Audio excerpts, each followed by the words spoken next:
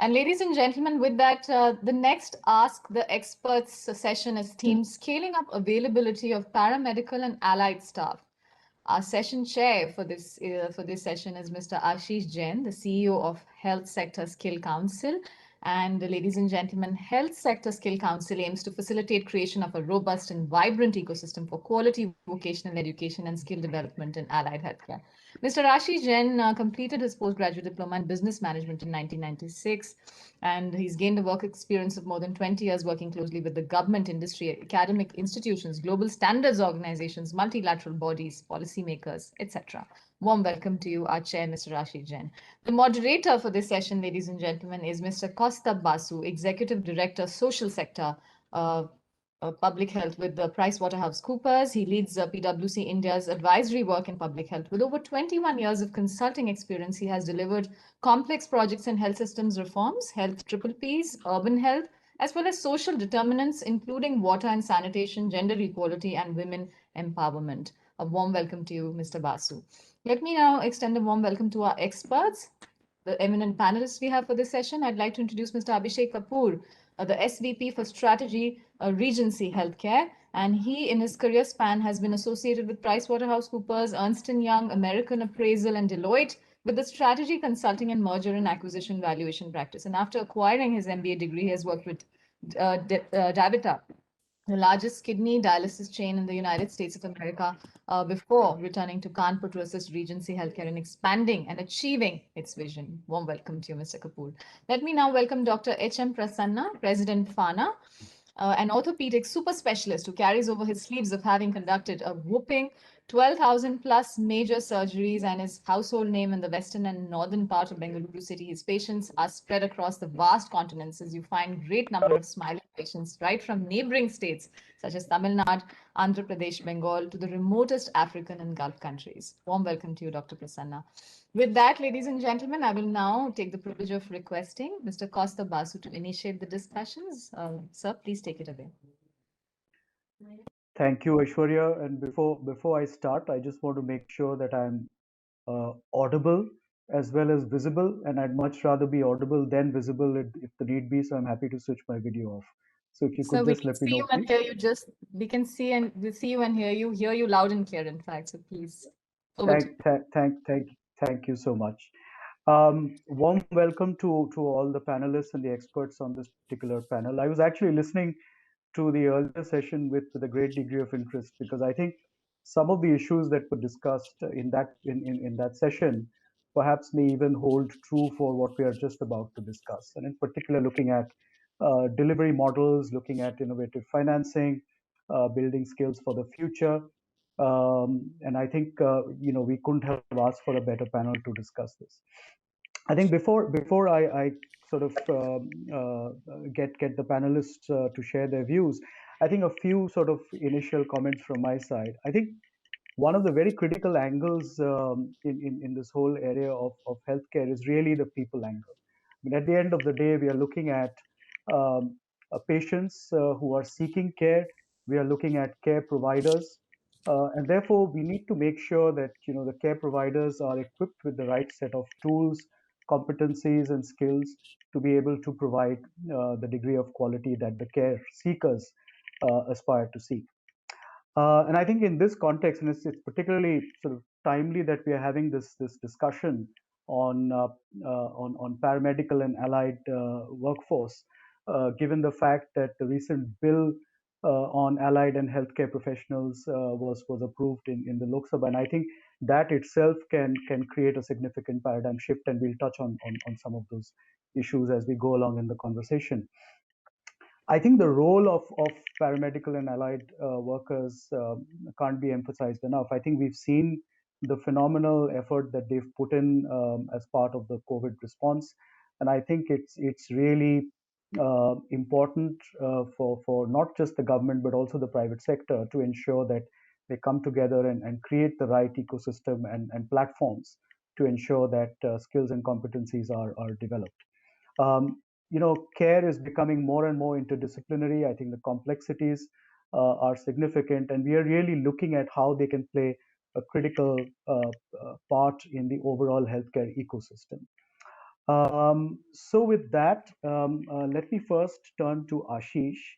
And Ashish, if I can ask you to talk about very briefly on the sort of overall importance of paramedical and allied workforce in the overall health ecosystem, and maybe some initial thoughts on how you see the passage of this particular bill impacting upskilling in this space. Ashish, you're on mute, so you need to unmute, please. My apologies. So I was saying, Kaustubh, thanks. I think your very context has been set very rightly for this. And as you mentioned, I was also listening to the previous panel and of course, complementing what we are going to talk today in this panel as well. Coming back to the role of the allied health workers and the paramedics, and I'm just adding one more term to it, which is skilled health worker, which we also work on. I think to all of us who work in the healthcare and other than also healthcare people as well, it is very well known that there are known shortages for healthcare people across country. We start from doctors, nurses, allied health, personalized hair. He deals with the he is looking at the association. He knows the number of people they require in the small nursing home which is not available, which is the skilled health worker. So these shortages are well known. We have multiple studies done by multiple agencies, starting from WHO, Ministry of Health. We ourselves have done a study where we figured out that the kind of people required in next 10 years. I'll talk about this maybe a little further. This is further augmented by the fact that the presence of these people are actually very skewed in terms of the ratio if you look at from the rural side and the urban side. So most of them are in the urban, so that actually aggregate the situation much further. So what happens to the rural area?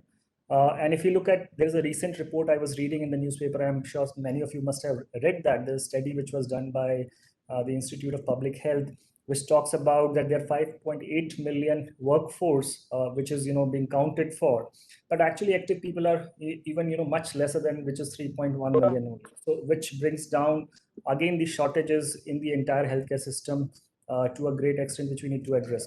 And it's not that government is not addressing them. I think government has taken multiple initiatives, like you just mentioned about this bill, which is going to address this scenario. Similarly, if you look at the doctor side, I think government is already taking a step where they're saying that they'll have a medical college attached to each district hospital, which is again going to bring in the doctors. But having said this, I think this is all time-consuming process. It will take a little while before we can reach out and say that people are being churned out from these hospitals and churned out from these institutions. And by that time, probably, I think the gap in the workforce will be much higher, and then we have to look at further how we can actually fasten that process. I think what we need to look at from our perspective, and going by the theme of this session, what we have ignored over the period of time is the role of the allied health and the skilled health worker across. We have been always emphasizing on the doctors, nurses. To some extent, we have been talking about allied health, but frankly speaking, not so much of the emphasis given to the allied health. If you look at any survey, you look at any study, they will all talk about shortages of doctors, they'll talk about nurses, at best they'll talk about the shortages of dentists and pharmacists, Ayush, and so on and so forth, but nobody talks about allied health. So I think we need to change this for sure. I think we need to bring the allied health on the forefront. We need to bring the skilled health workers on the forefront, and their importance has to be recognized by us. And that's where I think the key differentiator and change needs to be brought in. Also, if you look at, in terms of the current shortages, what we have and the role which allied health worker and the skilled health workers can play today, I think we also, there is no formal, task shifting which is happening from, one to the other. But actually on ground, if you see, there are a lot of tasks has already shifted from doctors to nurses and nurses to allied health and support workers, which is not being recognized anywhere. I think that recognition is very important. Allied health worker, what we call them frontline health worker, we do, in the current scenario, I think COVID, scenario, what we have seen is these frontline health workers were the first, people who were actually, dealing with the actual COVID patients in the hospitals, in the district hospital, wherever they are. So I think this bill is definitely going to help us giving them that recognition. But that recognition has to come from all of us as an industry as well, in terms of multiple ways. I think we'll talk about this later. So my thought on this initial thing is, that we need to focus more on allied health, give them the due recognition. Let's give them some respect, and then let's work on, because these are the people I think will churn out much faster, which can actually save a lot of time of these doctors and nurses, which we require in large numbers, which we have a large shortages. Some estimates are of 6 lakhs. Some multiple estimates have been there for the shortages of all these professionals, which can't be created overnight. So it will take a while. So I think these is the best bet for we have to meet the requirement of the healthcare delivery in our country and to connect last mile. I think I'll stop here, and we'll talk about it more once we go into the session. Thank you for those comments, Ashish. And in the interest of making this conversation a bit more interactive, to all the panelists, do feel free to jump in and respond to and to comment on what each of us are saying. But in terms of sort of getting some of the initial conversations going, Abhishek, if I can come to you, I think one of the things that we are trying to do is really to create skills for the future, in a sense, fit for the future workforce. But I think the fact remains that there are also significant gaps in terms of skilling to meet current requirements. So if you could sort of share your thoughts on where you see some of the key skill gaps merging, and we could perhaps use that as a platform and delve a little deeper into that as we go along. Thanks, Kaustubh, and good afternoon, everyone. And thanks to Ashish for setting the tone for this panel. Kaustubh, actually, if you look at, when we look at the allied manpower and the paramedicals and the nurses, there is a number issue, and the second is the quality issue. Number issue we've all have spoken about. A lot of panels have spoken about, in terms of number of hospitals, number of beds. If India has to come anywhere near the global average, we need so many number of times of hospitals, beds, skilled manpower, etc., etc. But I think the bigger challenge that can be addressed is the quality issue. We employ almost all kinds of healthcare professionals in running our hospitals, but when the doctors come on board on day one, they're employable and they can be put to work, right? But when the nurses and the paramedicals come to work, right, they are, I shouldn't be saying this, but most of the colleges where they come from are, these people are good for nothing on day one. And so much time and effort goes from our side in making sure that these guys are able to do their job, right? And it's a huge problem that we have. And and it also places a big burden on the healthcare sector. For example, if you thought that we had a very good skilled nursing program, and there were very good skilled nurses in a remote village 150 kilometers from here, imagine the role these trained nurses or trained paramedics could actually play for a smallest thing like a snake bite or a foot injury or anything like that. Because at that point of time, like Ashish said, the last mile connectivity, these people are there. Their skills can be leveraged. And I was giving an example of a snake bite. So many times we find that people are coming to us because they did not get proper attention in time for the first 6-7 hours, which they could have. And then ultimately they come to the hospitals, they burden the hospitals, they burden the doctors. So ultimately the entire load is coming on these specialists who are anyways very scarce. And we could have solved the problem earlier had we sorted their quality issue. And you can also imagine the financial burden on the healthcare system if everybody starts coming to hospitals as a last mile thing for things things like these and preventive things. It can be sorted earlier on. We are talking about preventive health checks. In villages, in panchayats, if we have trained people who can read ECGs, who can do these tests, suddenly it's a complete game changer for the entire country, as we see. Coming to how we are addressing and what are the models for future, we ourselves run our nurse finishing school because we realize that the nurses which are coming in are not not exposed to the kind of quality we expect from them. There is no hands-on training, there is no exposure to patients, there is no exposure to hospital setting. All these things are just do not exist. So we started our own nurse finishing school where we are using simulation programs, and going forward, simulations are going to be the key in making sure that we are able to skill people properly. So we use simulations, we use a lot of mannequins and everything, and we use a lot of on-job training. I think that is a crux over here. On-job training, using the train-to-trainer concept. We have a for every nurse, we have a 15-day orientation program before he or she joins the workforce. And there are 2 days in that 15-day orientation program where a senior is actually overseeing them doing work around the hospital. So I think these are some hybrid models which can be worked upon. And like somebody like previous panel was mentioning, that why don't we use the private sector, along with the colleges and the government medical colleges and the paramedical colleges, because we have the work, and this we have a place where people can actually learn and they can get the best on job training, whereas there are various every nook and corner of the city and state and country, there are paramedical courses, dialysis technician courses, extra coming starting and operating out of a single room.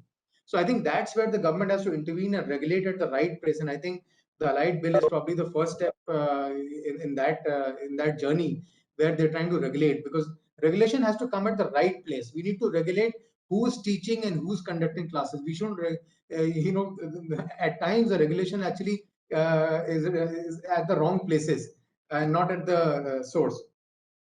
We are also seeing, people have spoken of technology.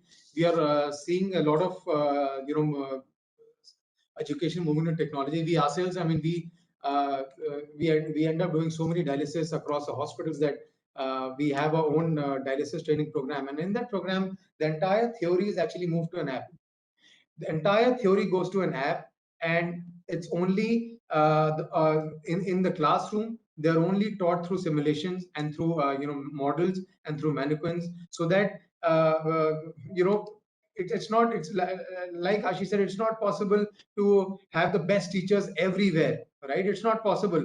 But yes, the best content, if it's all theory, that people can have it on apps and online. And the actual training has to be of the skill set, acquiring that skill set. Most of the B schools, if you see, have also moved to such a model where theory is online, but skill, acquiring that important skill, for example, it's a negotiation skill, so they will be taught negotiations in the class. There is no point paying top dollar going to B school and earning the 4 P's of marketing and the theories of marginal utility returns and everything. So that's my personal take on it, that when the resources are scarce, extremely scarce, we should leverage technology.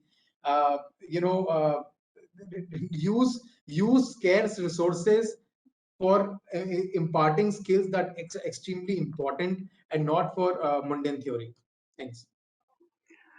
Thanks, Abhishek. If I can just pick up one point and perhaps just probe a little bit more. I think you spoke about using technology and how you all have shifted a lot of the content delivery to apps.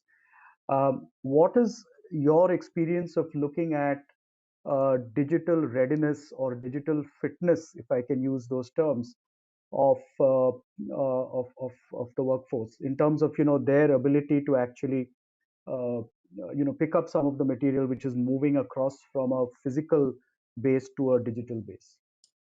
Actually, when we actually started this, we had the same questions in mind. What is the technology readiness of people and everything? But today everybody's using a smartphone. They're doing everything on smartphones. They're watching tons of YouTube videos. They're watching tons of Facebook, WhatsApp, everything. And education on app or education on is not rocket science. It's just you have to do maybe a few clicks and then everything is there. There is somebody speaking on a video style, like something what we're doing over here. It's not a big rocket science. And if you want perfect readiness, I don't think a perfect world was ever created, neither will we have a perfect world anytime soon. So we need to see what we have right now, what are our resources, how do we best utilize them, and move on. Thanks, Abhishek. Dr. Prasanna, if I can come to you. I think one of the things that would be of interest is in terms of how the private sector, and particularly the providers within the private sector, how they could potentially partner with government, uh, and perhaps even non-traditional players like innovators and startups, and leverage some of the opportunities that we are likely to see with let's say the passage of this bill, What sort of role do you see the private sector playing? Thank you, Kaustubji, and thanks for providing FANA this platform. As Ashish rightly put across in the beginning, see, we are looking at how do we scale up the paramedical staff for the requirement in the future. If you know, healthcare sector is one of the greatest and the biggest employer today, even surpassing the hospitality sector. And the COVID scenario has thrown up a huge amount of opportunity, even though it was a difficult time for the future in the healthcare sector. The private sector has always been looking forward to employing this paramedical staff who have been trained. But as Abhishek was telling, most of the people who come out of these training institutes don't have in practical skills to be deployed. But the bigger chain hospitals have their own training modules. They usually do a pre-induction training to all of their staff and then they employ them. But when we see 80% of the hospitals across India are small or mid-level hospitals, these don't have the bandwidth or the efficiency to do a pre-induction training program. So how do we match this? There is a huge requirement of employees, but at the same time, we are seeing a huge unemployment ratio in India. So somewhere we have to bridge this gap. And the private sector is more than willing to join hands with India, like the government of India, and Skill India program, one of the great initiatives of PM Modi, is the right platform, but it needs to be structured. Like when we see in our private sector, there are two varieties of paramedical staff we look at. One are highly skilled paramedics like cath lab technicians who work in CT, MRI technicians, who work with highly sophisticated like instruments like the gamma ray and others. Others are low-skilled technicians who are required in the labs, who are required in the operation theaters, who are required in the peripheral jobs. So each of them have a different type of training skills and they need to be deployed in the right way. And somewhere we need to tap this, whatever the availability is there in the private sector. Like we have few thousand, like nearly 6,000 hospitals in Karnataka alone in the private sector. So they need to be identified for training these people who come out of these colleges or training institutes. And the private sector will be more than willing to take them as the interns. See, this internship is the key to make them into a proper technician who is of great use. Because the doctor and nurses, somehow they get skilled themselves. But these are the technicians who need to be properly skilled. Otherwise, most of our operations will go wrong. So when we see this, this needs to go in a structured way. We need to segment it from the highly skilled technicians to the skilled technicians and how they are required in the emergency situation, non-emergency situations. And most of these health universities have already formulated a training program for this paramedics to be trained, and they can be adopted. And this in the private sector should not be a difficult thing because you have to simplify things to empower the hospitals for training program. It should not get caught in a red tapeism. See, the more transparent and simplified way you keep, more number of hospitals can participate, more number of people can be trained, and definitely including even a housekeeping staff is important in a hospital setup. And we have seen in COVID situation, they were the most important and the difficult people to get to work. So there's a huge amount of opportunity in front of us. How do we tap this is our prerogative. We need to sit across the table, formulate the vision document, how to bring across this. Even somebody who can read and write is enough to get trained as a paramedical staff. You don't need degrees. You don't need this one. You throw away all that. Give a simple test. Somebody who can read and write English are the best suited to train for most of our requirements like housekeeping, for ambulance drivers, including Abhishek was telling that a snake bite, for example, if we have trained paramedics in the ambulance in every nook and corner of India, they are the best people to attend to this kind of emergencies, poisoning, then oral rehydration, see, women and child health, Like in Karnataka, we have these workers called ASHA workers who have been deployed in thousands of numbers across the state for the key people looking after the women and child health.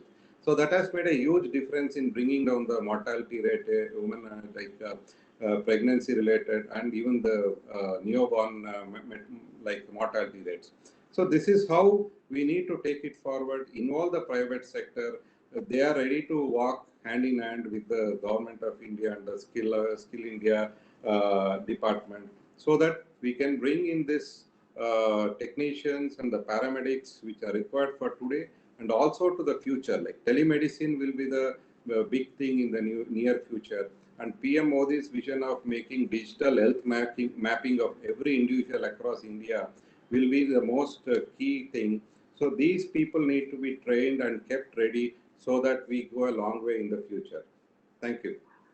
Thank you. And Dr. Prasanna, if I can take a leaf from Alex's book from the previous session and try and be a little provocative.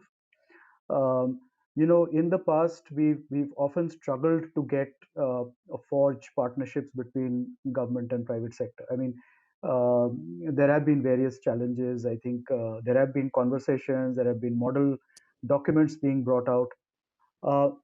Can I sort of get you to perhaps identify 2 to 3 key deal breakers, if I could use the word, which have stood in the way of more effective partnerships? And how would you see these being addressed as the private sector seeks to partner with government going forward? See, private sector is more than willing, including, like, I'll give an example. I approached the skill ministry to get empowerment of hospitals.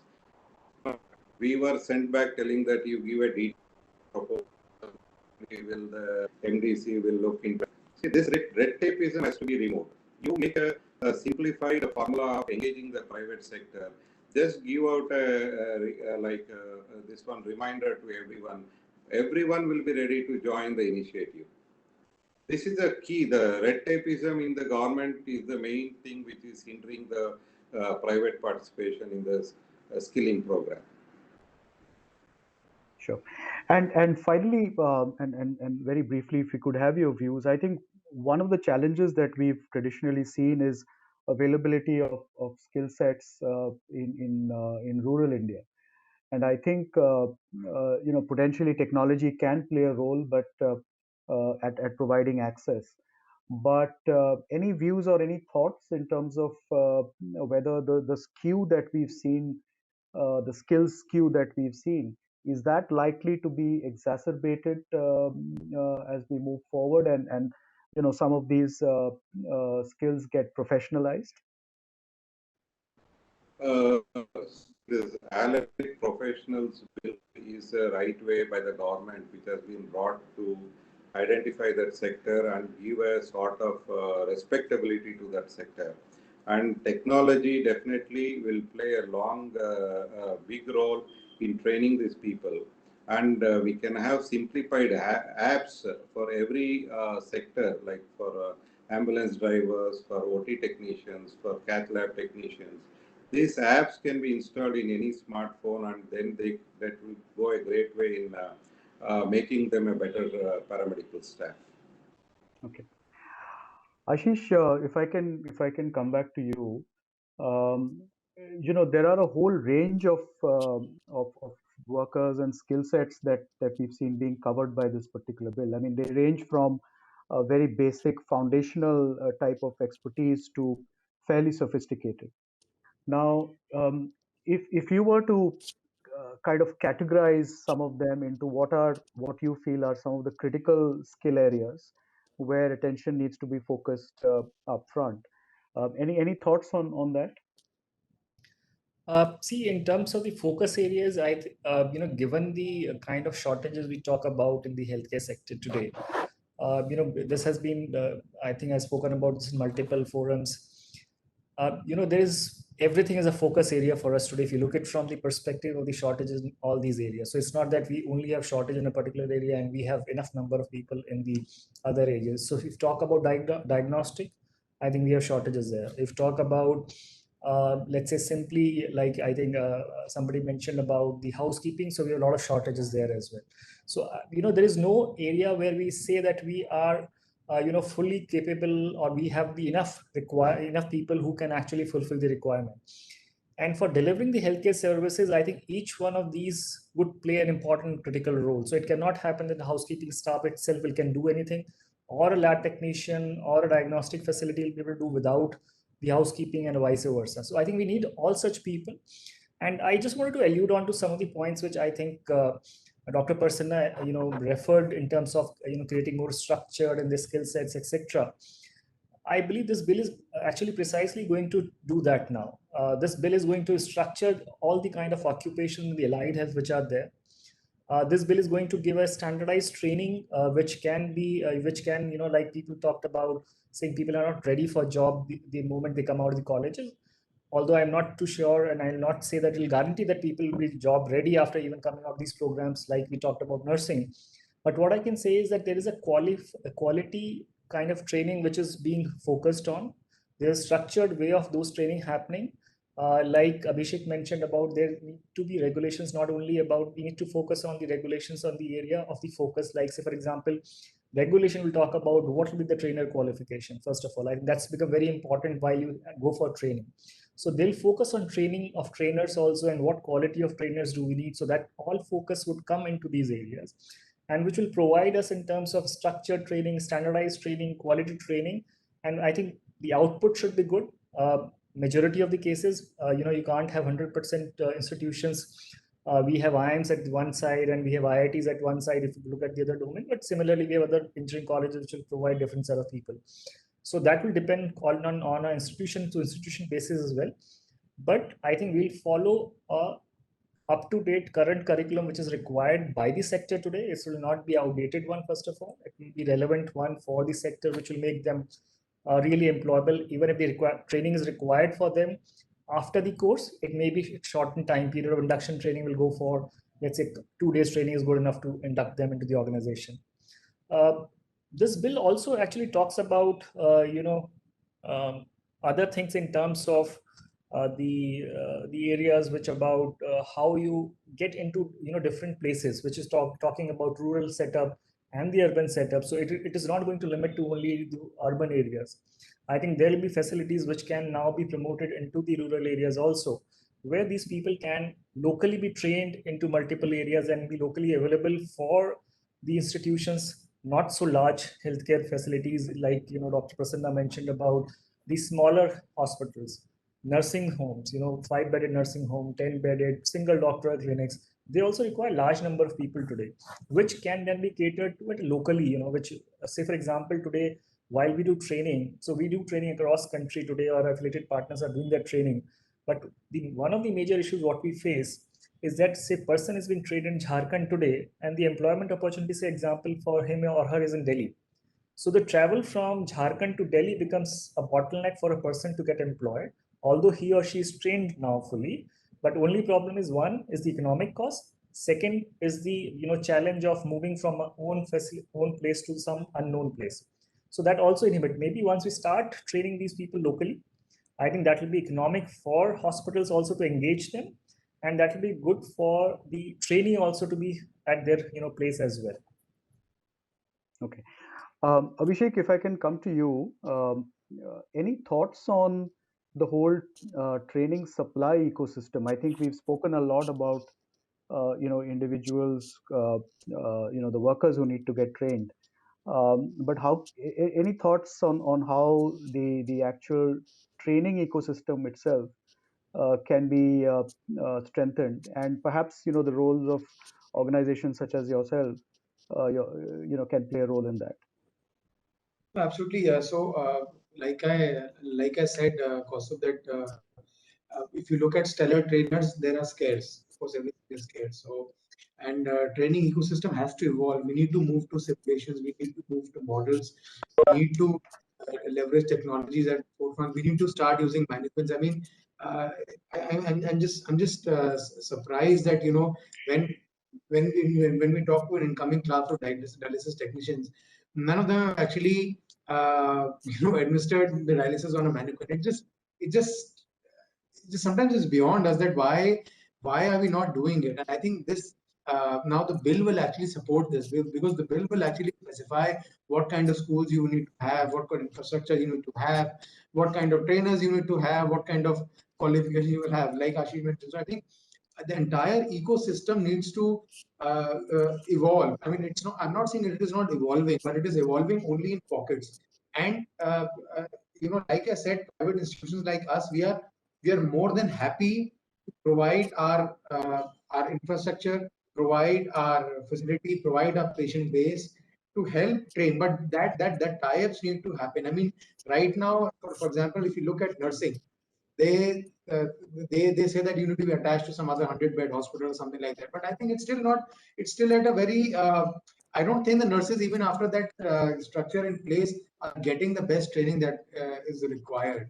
So I think a more structured program has to be put in place where high volume institutions like us can actually provide that opportunity to these people to get trained. We have the opportunity, we have the infrastructure, and we have the patient base. So I think leveraging big private institutions, small private institutions, government institutions, plus leveraging all kinds of technology and leveraging state-of-the-art models, whether it's simulations or AI or whatever, for provide that learning and provide that skill acquisition. I'm again stressing that it's not. At times, what will happen is that the bill will come in, we'll create institutions, degrees will start getting be granted, everybody will have degrees and qualifications, but the issue is whether they will be employable, whether they would have acquired that skill during that course is the biggest factor that will be a game changer in the Indian healthcare scenario. Issue is not workforce, issue is the skilled workforce. Most of the people coming in for any kind of job, they all are qualified, they all have been trained, they all educated, but are they trained to do that job? No, they are not.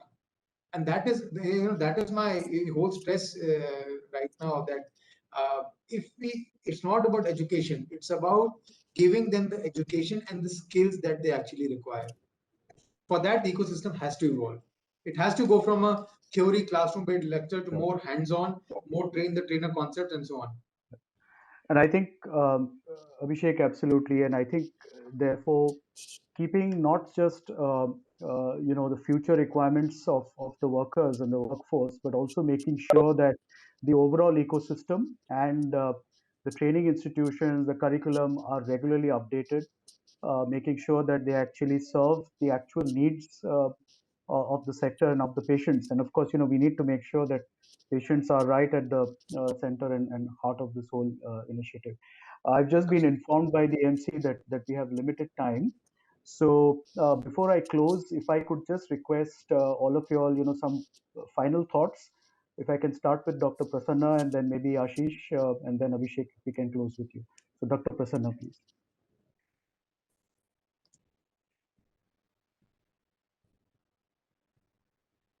Dr. Prasanna, you might be on mute. Okay, sorry. Like we have these ITI training institutes, the healthcare sector also needs similar training institute. We can have this healthcare training institutes. It can be structured as Ashish, we can have a proper tube qualified, but then they can be deployed in the private sector, government sector to get the hands-on training. That should be the way forward, and utilize the platform and all technology available to train and scale people. That should be the way forward to the next generation.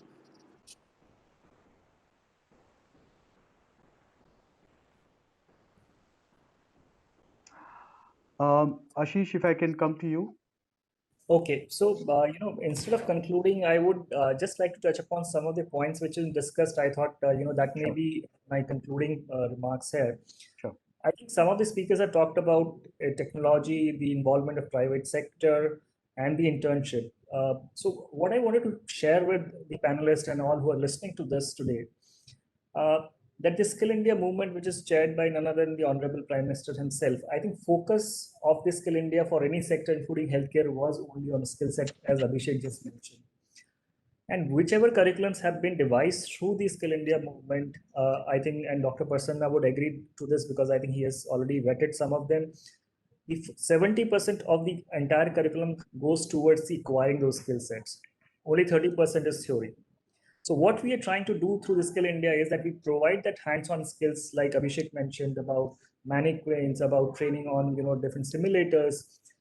Just to take an example from Abhishek about dialysis, we were doing this training, affiliating people for dialysis training, some time ago as well, where we had the private sector coming in themselves, like people are providing the hospital, institutions like NephroPlus, institutions like Davita, they all actually have a training with us today and getting those people certified. And that's a hands-on skills. And I completely agree with Abhishek.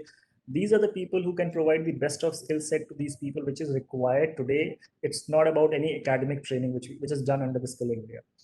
Secondly, about the technology component, I think you asked about Costa about this. What is the readiness of the acquired? Whether the students would be ready to actually have the technology in terms of imparting the skills and the education. We were equally skeptical in terms of those terms, but I'm happy to share with you. We have gone to the remotest of the area in the country, tribal areas, the areas where you will not have connectivity issues as well. But you would be amazed to know the students and trainees are much more forthcoming adopting the technology there. While we conduct assessment today, we do not conduct any assessment on pen and paper. So we have completely abolished pen and paper assessment examination. It's on the tab now. So everybody is given a tab. An agency goes from somewhere, wherever, whichever agency they align to. They provide tabs to the students to conduct the examination. They take examination in tab, and then that's how they do it. So there were a lot of skepticism earlier whether it will happen. There's no connectivity. I do understand there are issues of connectivity which will remain for some time.